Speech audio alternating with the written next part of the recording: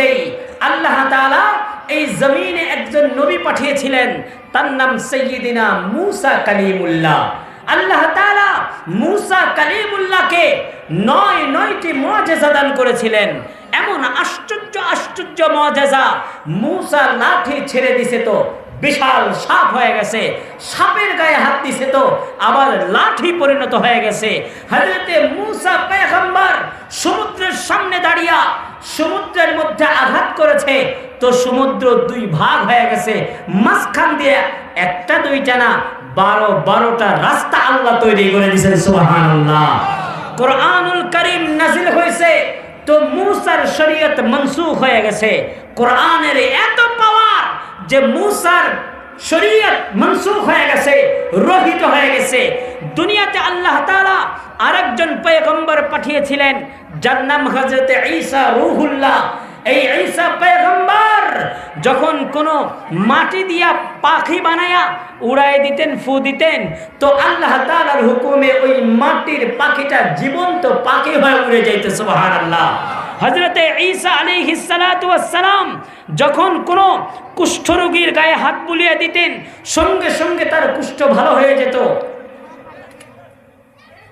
হযরতে ঈসা আলাইহিস সালাম কোন মৃত কবরের পাশে গিয়ে যদি 1000 বছর আগে ইন্তেকাল করেছে, বলতেন কুম বিইজনিল্লাহ, আল্লাহকে নাম সে খড়ি হয়ে যাও, তো সঙ্গে সঙ্গে 1000 বছর আগে দাফনকৃত লাশ জিন্দা দাঁড়ায় যেত। সুবহানাল্লাহ। কোরআনুল কারীম নাযিল হয়েছে তো ইনজিলের যে শক্তি আর পাওয়ার, ওই পাওয়ার রহিত হয়ে গেছে। বোঝা গেল তাওরাতের শক্তি রহিত করেছে যে কোরআন, এই কোরআনের ভিতরে তাওরাতের চাইতেও বেশি শক্তি আছে। সুবহানাল্লাহ। যেই কোরআন নাযিল হওয়ার কারণে ঈসার ইনজিলের শক্তি কমে গেছে, মনসুখ হয়ে গেছে, রহিত হয়ে গেছে। বোঝা গেল ইনজিলের চাইতেও এই কোরআনের শক্তি বেশি না কম? বলতে পারেন যে হুজুর কেমনে বেশি, এত সূরা পড়ে কাম তো হয় না। একটাও দৃষ্টান্ত দিলে বুঝে আসবে। দহকুলার আপনাদের গ্রামের এক লোক উল্লাপাড়া গেছে। কোথায় গেছে বলেন? কোথায় গেছে? বুঝতে কষ্ট হইতেছে?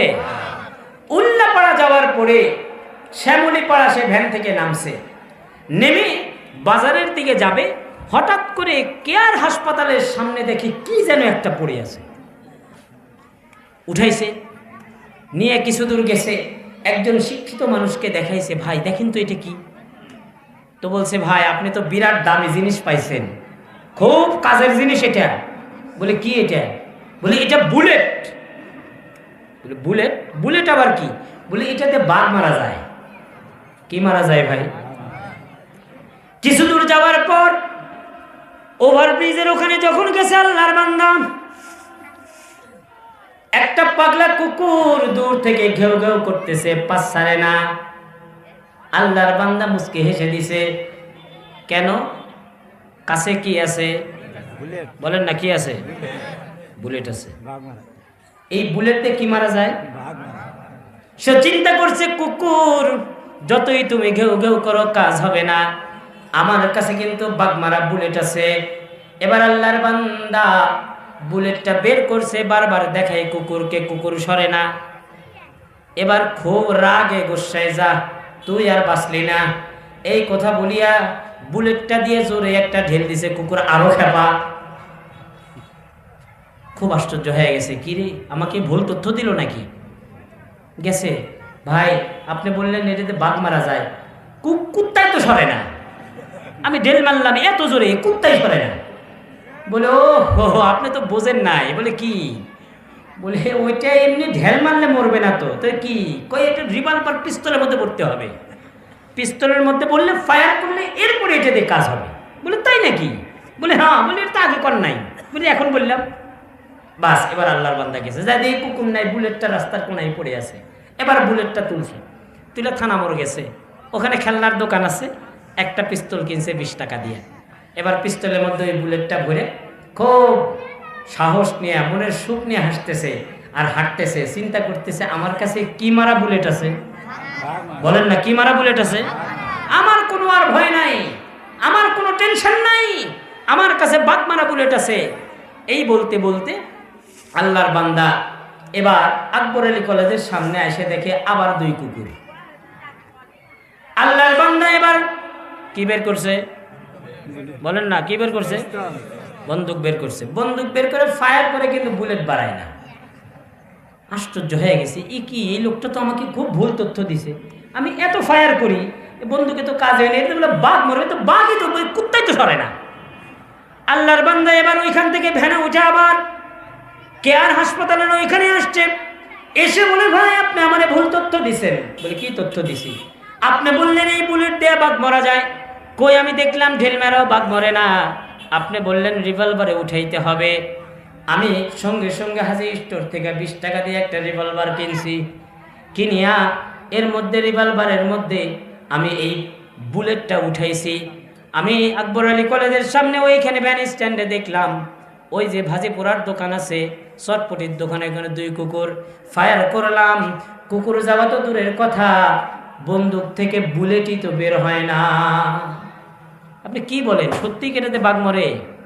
আল্লাহর বান্দা এবার মুচকি হেসে দিয়ে বলে, ভাই এই বুলেট যেমন দামি, এই বুলেট ব্যবহার হয় যেই বন্দুকে, ওই বন্দুকে তুলেই ফায়ার করা লাগবে। কথা ঠিক কিনা?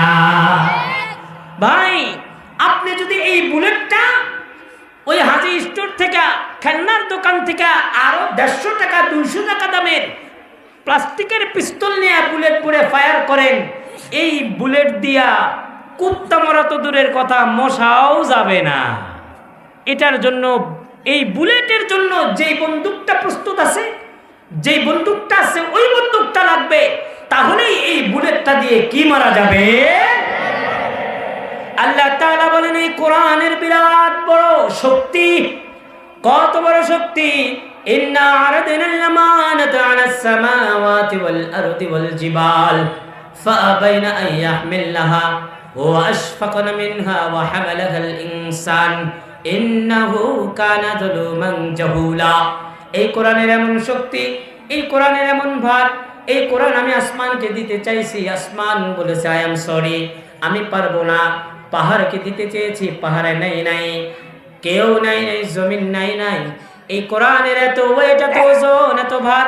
লাউ আনজালনা হাযাল কোরআন আলা জাবালিন লারাআইতাহু খাশিআম মুতাসাদ্দিআম মিন খাশিয়াতিল্লাহ।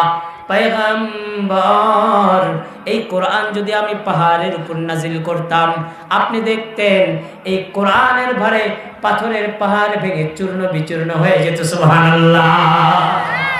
দকুলার মুসলমান সন্দেহ বেড়ে গেল, কোরআনের এত শক্তি, এত পাওয়ার।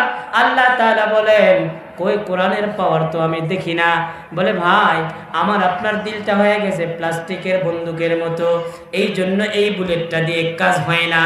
এই বুলেটটা ধারণ করার মতো অন্তর যদি বানাইতে পারতাম, এই বুলেটটা ধারণ করার মতো যদি কলব বানাইতে পারতাম, এই কোরআনের সাথে যদি আমার নবীর সম্পর্ক গড়ে উঠত, যেমন গড়ে উঠেছিল 100 লক্ষ সাহাবায়ে কেরামের, যারা কিনা আল্লাহর এই চিন্ত না, যারা কিনা জান্নাতের পথে চিন্ত না। জোনাতে খুদ রাহ পর আব রোহাদি বন গয়া, যারা জান্নাতের পথে চিন্ত না, এই মানুষগুলোই কোরআনের সংস্পর্শ আসিয়া তারা অন্যদের জান্নাতের রাহবার হয়ে গেছে। সুবহানাল্লাহ। শুধু তাই না, এই কোরআনের কত পাওয়ার। হযরত ওমর ইবনুল খাত্তাব রাদিয়াল্লাহু তাআলা আনহু তলোয়ার নিয়ে দৌড়াইছে, মিশন একটাই, মাকসাদ একটাই, মুহাম্মদ ইবনে আব্দুল্লাহর কাল্লাটা দিয়ে কাটা লাগবে, মুহাম্মাদের শিরোচ্ছেদ করতে হবে। আমি মুহাম্মাদের শিরোচ্ছেদ করলে 100 লাল উটের মালিক হয়ে যাব। হযরত ওমর রাদিয়াল্লাহু তাআলা আনহু সুজাআত আর বাহাদুরে বড় যুবক দৌড়াইছে। বোনের যখন খবর পাইছি প্রতিমধ্যে বোন মুসলমান হয়ে গেছে, বোনের বাড়িতে দৌড়। কোরআনের আওয়াজ শুনিয়া অমরের মতো পাথর দিল অন্তর, সঙ্গে সঙ্গে বিগলিত হয়ে কালেমা বলা হয়ে গেছে। মুসলমান, এই কোরআনের কত পাওয়ার। তুফাইল ইবনে আমির আদ-দাওসী রাদিয়াল্লাহু তাআলা আনহু মক্কায় আসছে বাইতুল্লাহ শরীফ তওয়াফ করার জন্য। তখন হযরতে তুফাইল মুসলমান হয় নাই। হযরতে তুফাইল ইবনে আমির আদ-দাওসী রাদিয়াল্লাহু তাআলা আনহু মক্কায় আসছে বাইতুল্লাহ তওয়াফ করার জন্য।